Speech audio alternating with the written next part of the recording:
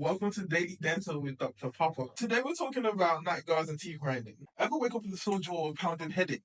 You might be grinding your teeth at night. Teeth grinding, or like my fellow doctors like to call it, bruxism, is actually a common issue, but it can take a toll on your teeth. When you grind your teeth, it's like putting your jaw through a mini workout while you sleep, causing pain to your jaw, your teeth, and even your head. The good news is, I've got the right solution.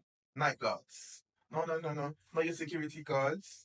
Night guards. So night guards are the protective devices that you put over your teeth that fit to your teeth that absorb the pressure while you sleep. So you can get custom made from your dentist, or there are over-the-counter ones available as well. Protect your teeth, save your jaw, and wake up feeling refreshed. If you're grinding at night, a night guard could be the best solution for you. Trust me.